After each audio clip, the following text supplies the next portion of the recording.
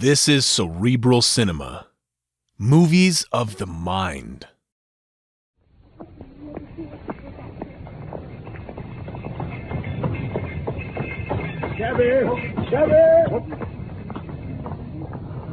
Capital, my dear Watson. Let us return to our humble abode. 221B Baker Street, please, cabby. From London, we present The Six Napoleons, a play for radio by Michael Hardwick, based on the short story by Sir Arthur Conan Doyle. The Six Napoleons. It was no unusual thing for Mr. Lestrade of Scotland Yard to look in of an evening at 221B Baker Street. Holmes was always ready to listen with attention to the details of any case upon which the inspector was engaged. Without active interference, Holmes was able occasionally to give some hint or suggestion drawn from his own vast knowledge and experience. On this particular evening, Lestrade had spoken of the weather in the newspapers. Then he had fallen silent, puffing thoughtfully at his cigar. Holmes looked keenly at him. Anything remarkable on hand, Lestrade? No, Mr. Holmes. Nothing very particular. Then tell me all about it. Well, Mr. Holmes, there's no use denying there is something on my mind. But I reckon it comes more in Dr. Watson's line than ours. What is it, disease? Madness, more like. Madness? Yes, and a queer sort of madness, too. You wouldn't think there was anyone living nowadays with such a hatred of Napoleon that he'd break any statue of his he could find. Breaking statues of Napoleon? Oh, that's no business of mine. Didn't I say so? But then when a chap commits burglary in order to get at them... Burglary? But this is more interesting. Let me hear the details. Well, the first case was 4 days ago. Shop belonging to a man named Morse Hudson in the Kennington Road. Sells pictures, statues, and so on. Yes? The assistant stepped into the back of the shop for a few minutes, heard a crash, went hurrying back again and found a plaster bust of Napoleon lying smashed to bits on the counter.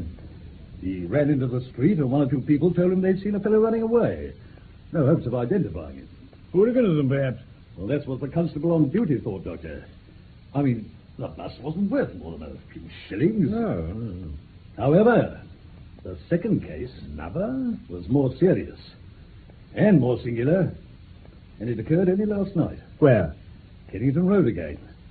A few hundred yards from Morse Hudson's shop, there's a doctor named Barnicott. Big practice. He is also an enthusiastic admirer of Napoleon. Got a house full of books, pictures, and relics of the French Emperor. Well, not long ago, he bought 2 of Morse Hudson's plaster casts of old Boney. He put one in the hall of his Kennington place and the other on the surgery mantelpiece in Lower Brixton.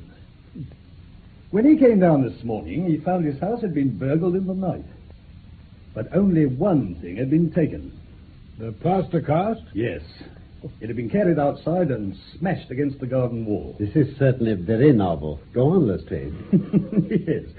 Yes, I thought it would please you. And guess what he found when he got to his surgery at noon? An entry had been forced in the night, and the second plaster cast had been smashed to atoms, where it stood. Exactly. So, there you are, Mr. Holmes. You've got all the facts. Now, they're singular, not to say grotesque. Tell me, were the 2 busts that were smashed in Dr. Barnicott's rooms exact duplicates of the one that was destroyed in Morse Hudson's shop? Well, they were taken from the same mold.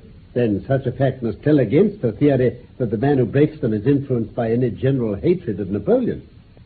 Why, Holmes? Oh, consider how many hundreds of statues of the Emperor must exist in London.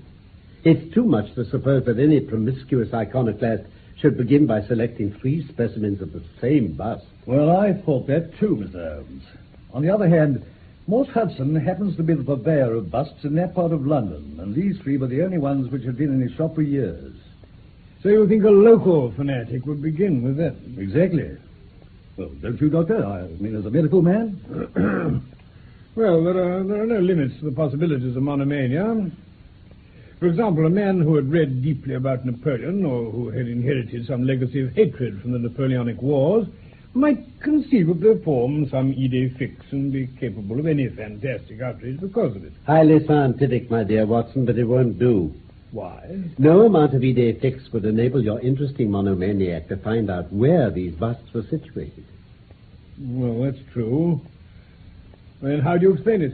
I don't attempt to do so. I would only observe, Lestrade, that there's a certain method in the gentleman's eccentric proceedings. Method? For example, in Dr. Barnicott's hall, where a sound might arouse the family, the bust was taken outside before being broken.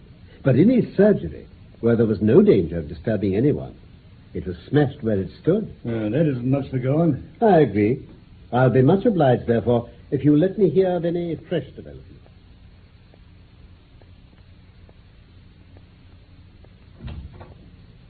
Good morning, Watson. Good morning. This affair of Lestrade's appears to be developing rapidly. Why? What's happened? This telegram. Come instantly, 131 Pitt Street, Kensington. Lestrade. I fancy our image breaker has begun operations in another part of London. Now, be as quick as you can, Watson. There's coffee on the table, and I have a cab at the door. Oh, very well, Holmes.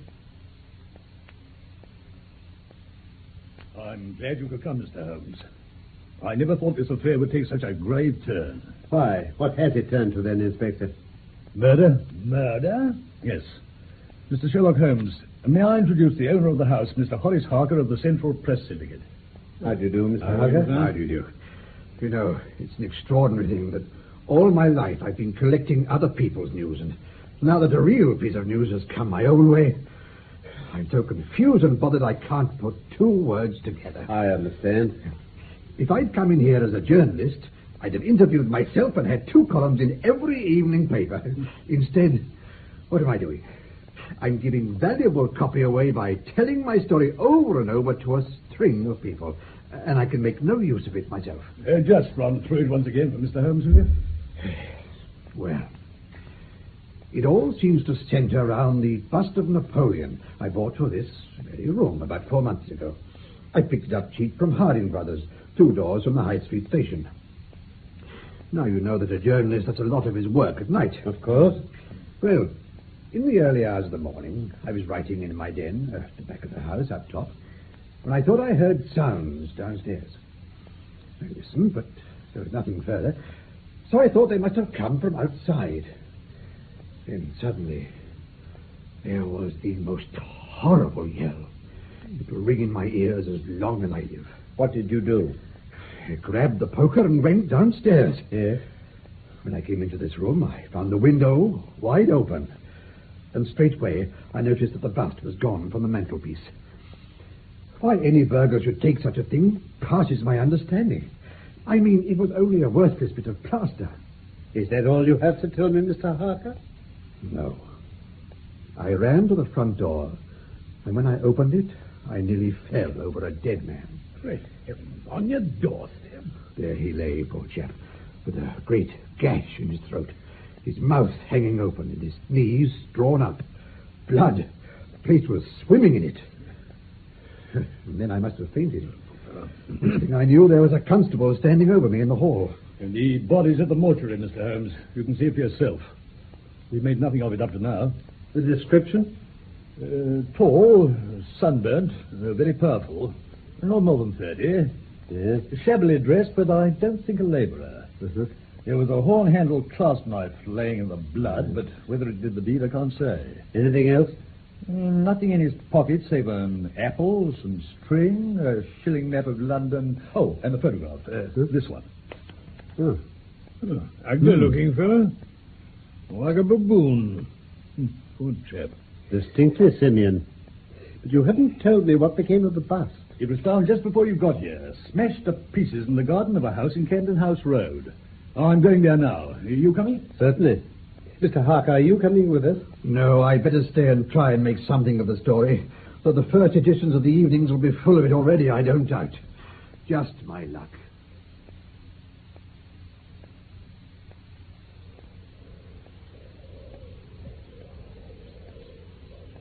Well, Mr. Holmes, do those shattered fragments of the bust tell you anything? No, Lestrade. We have still a long way to go. Yeah. And yet the possession of this trifling bust was worth more than a human life. You mean the burglar stole it and then someone else killed him to get it, Holmes? So it seems. But when the murderer had achieved his object, he didn't break the bust there and then. No, he He carried it several hundred yards to this place. Well, he just killed a man. He wasn't going to hang about. Likely enough. But I wish to call your attention to the position of this house. Well, it's just an empty house. He knew he wouldn't be disturbed here in the garden. Ah, but there's another empty house farther up the street, which he must have passed before he got to this one. Why didn't he break it there? Well, because... Oh, I give up.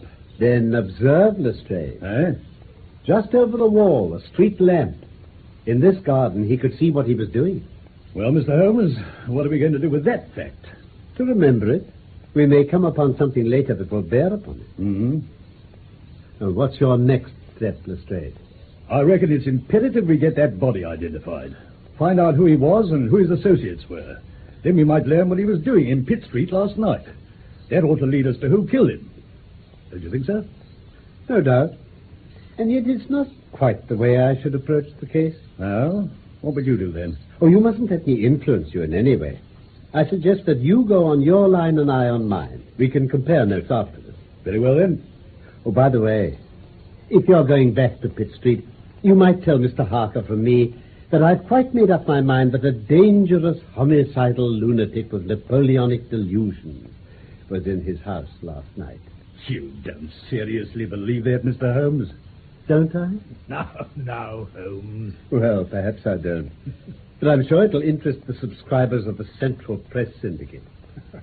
Oh, I'll keep this photograph for the time being, if I may. Oh, certainly. And I should be glad if you could make it convenient to meet us at Baker Street at 6 o'clock this evening. Yes, yes. It's possible that I may have to ask your company and assistance on a small expedition tonight. I'll be there. Meanwhile, Watson, I think we shall find that we have a long and rather complex day's work before us. Commencing, I think, at the shop where this bust was purchased. Harding's in the High Street. That's quite right, sir. I remember selling Mr. Harker the bust. We ordered 3 at the time from Gelder and Company of Stepney, but they're all gone now. Can you tell us to whom the others were sold, Mr. Harding? Oh, in a twinkling. Everything goes into this sales book. Yes? There, you see. A plaster bust of Napoleon to Mr. Horace Harker. Oh, yes, yes. Then here another to Mr. Josiah Brown. Brown. Laburnum Vale.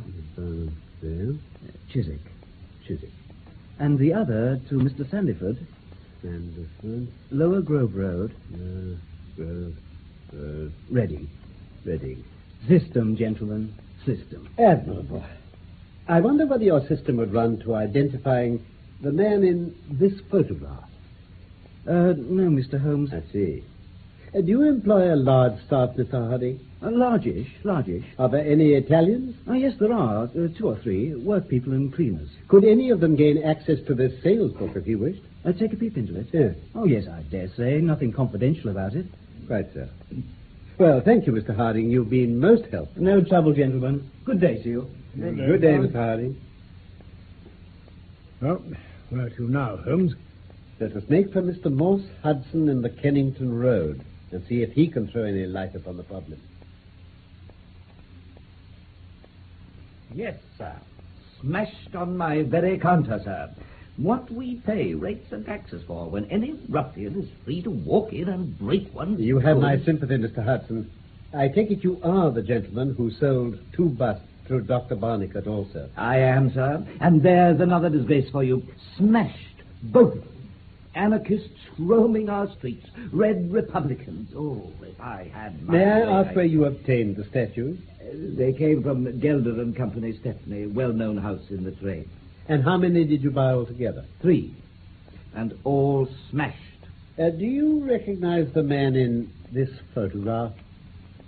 No, I do not. Just a moment. Yes, I do, though. Well? It's Beppo. Beppo?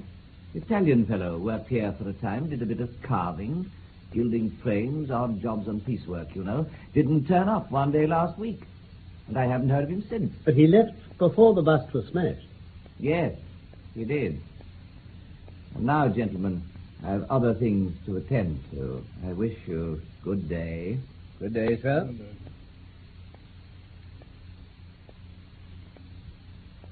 So, They're cast in 2 molds, Stephanie. One from each side of the face is common. Yeah. And then they are joined together, so, to make their complete bust. Understand Sie, Herr Holmes? Perfectly, Herr Gilder. The work is done entirely in this very room? Yes. By what sort of people? As you see, men and women. No, I mean, are they German or English or... And Scotch, and Welsh, and... Italian? Yeah, many Italians in the molding room work. Was the man in this photograph ever one of them? The rascal. Yeah, well, indeed, I know him very well. I tell you, Herr Holmes, the only time ever we have the police here was over this Beppo. It's like a respectable house. What did he do? He has another Italian stab today. He's in the back. In the street. Did he kill him? No, the man is living. Old Beppo, he did 12 more. How long ago was this? About 1 year.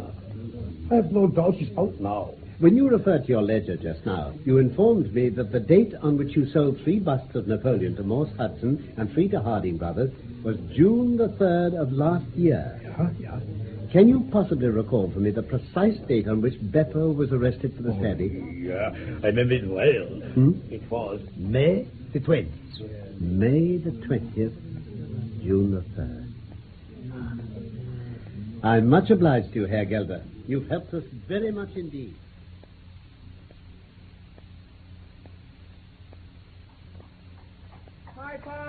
Piper!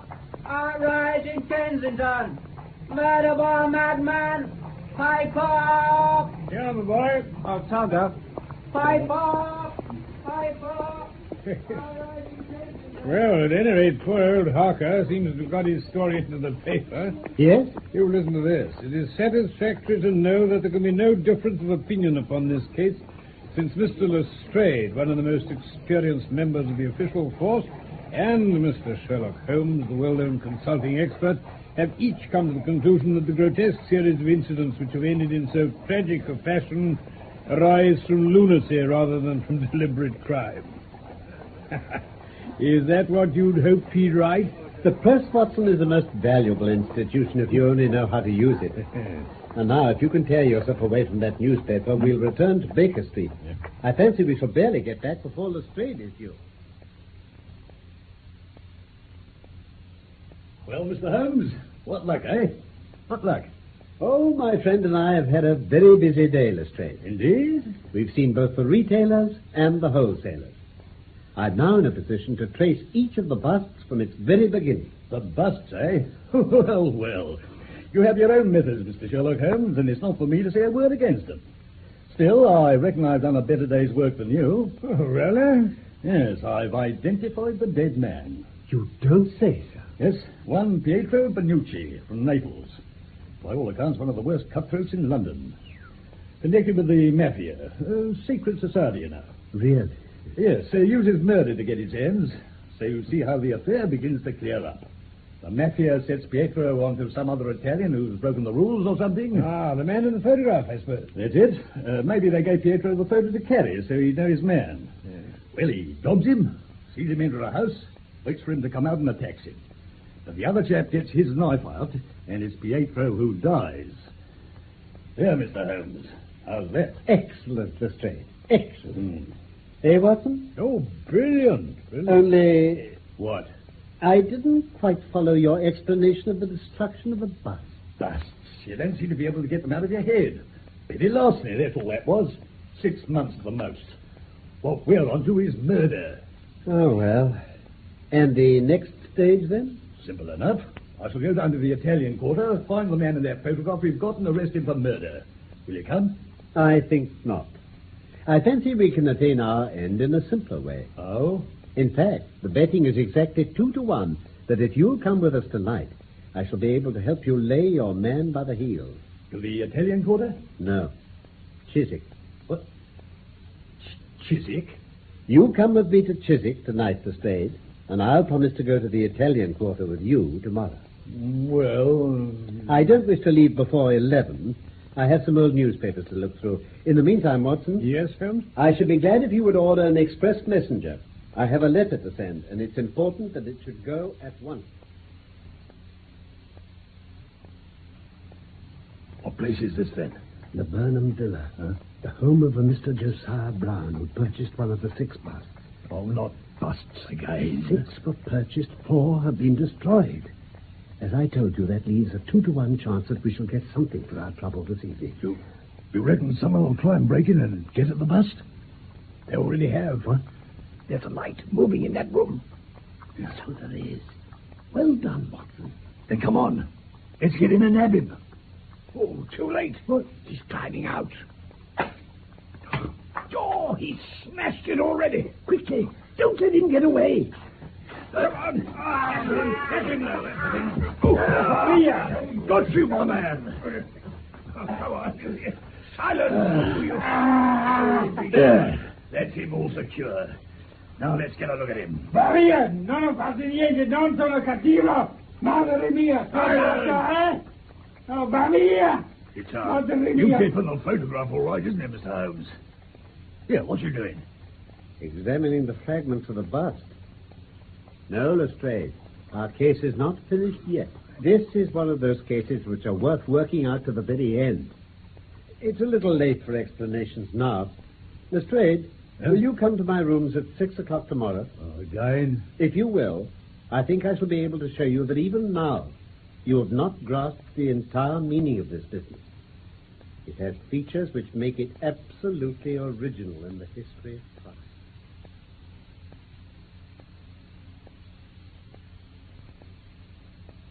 crime. There you are, Inspector. Oh, thank you, Doctor. My best respects. Not too strong on the gas, I think so, Doctor. Well, then, Mr. Holmes. Ah, that will be our other visitor. Mr. Sandiford of Reading, I presume? The same, sir. May I introduce Dr. Watson and Mr. Lestrade? How do you do, Mr. Sandiford? I see that you have a bag with you. Have you brought... Oh, yes. So how you could know that I own such a thing, I can't imagine. Quite simply. Mr. Harding of Harding Brothers told me he had sold you the last one from his stock and gave me your address. Ah, that was it. You say you wish to purchase my copy of Devine's Bust of Napoleon for £10? That is so. Then I must tell you I gave only 15 shillings for it. Your scruples do you honor, Mr. Sandiford. But I've named my price and I intend to stick to it. Then, sir, there is your bust. And there, sir, are your £10. Oh, I'm much obliged. I imagine that's all? Except for one small formality. Oh? If you'll kindly sign this paper in the presence of my friends here. Paper? Or it simply says that you transfer every possible right that you ever had in this bust to me. I'm a methodical man, you see. I've heard of your famous methods, Mr. Holmes. There you are, sir. Thank you. And now I suppose you want to be getting back to Reading. Indeed. Good evening to you, Mr. Holmes. Gentlemen, good evening. Good evening, Mr. Sandiford. Well. Just had to have one of those things for your collection, eh, Mr. Holmes? But £10, I wouldn't give you twopence. And... Oh, Holmes, you smashed it. Gentlemen, let me introduce you to the famous Black Pearl of the Borgias. The what? Great heavens. Yes, gentlemen, the most famous pearl now existing in the world, and it's been my good fortune, by a chain of inductive reasoning, to trace it from the Princess of Colonna's bedroom where it was lost to the interior of this, the last of the 6 busts of Napoleon manufactured by Gelder and Company of Stepney. Remarkable, Holmes, but how on earth... You may remember that when the pearl disappeared, the suspected person was the princess's maid, an Italian. Oh, yeah. Her name, as it happens, was Lucrezia Venucci. Venucci? That's the name of the murdered man. Exactly. The brother she was known to have in London, but who couldn't be traced. Now, whether our murderer Beppo stole the pearl from Pietro, or whether they were accomplices and fell out, I do not know. The main fact which I discovered by looking it up in the old newspapers is that the pearl was stolen from the princess just 2 days before Beppo was arrested for stabbing another employee of Gelder and Company in the street. So, where does that take us? It took Beppo, with the pearl in his possession and the police hot on his track for this stabbing, back to Gelder's factory where he worked. He knew he had only a few minutes to hide the pearl. Where should he put it? 6 plaster casts of Napoleon were drying, and one of them was still soft. In an instant, Beppo made a small hole in the wet plaster, inserted the pearl, and covered up the traces. What a hiding place! Admirable. But by the time he emerged from prison a year later, the 6 busts had been sold. He had no means of knowing which of them contained his treasure. He had to track them down one by one and smash them open to find it. Well, I'm blowed. He carried out his search with considerable ingenuity and perseverance. He found 4 of the busts, but none of them contained the pearl. And on the 4th occasion, he fell foul of his ex-accomplice and murdered him. So that was it. Well, after the murder, I calculated that Beppo would probably hurry his movements for fear the police should get onto his secret and start looking for him again. He had found 4 busts. 2 remained. The chances were, as I told you, 2 to 1 that the next he found would be the one he was seeking. It was obvious to me that he would choose the London one first. I warned the owner of the house by express letter to keep out of the way for fear of violence. The rest, you know. Having taken our man without finding the pearl on him, I could only assume that it must be concealed in the 6th and last bust, as it was. Well, I've seen you handle a good many cases, Mr. Holmes, but I don't know that I ever knew a more workmanlike one than that. Thank you, Mr. A. Thank you. Put the pearl in the safe, Watson, and get out the papers on the Conk Singleton forgery case. Oh, goodbye, Lestrade. If any little problem comes your way at any time, I shall be happy, if I can, to give you a hint or two as to its solution. That was The 6 Napoleons by Michael Hardwick, based on the short story by Sir Arthur Conan Doyle. Sherlock Holmes was played by Carlton Hobbs, and Dr. Watson by Norman Shelley. Production for the BBC was by Martin C. Webster. Cerebral Cinema hopes you have enjoyed this movie of the mind.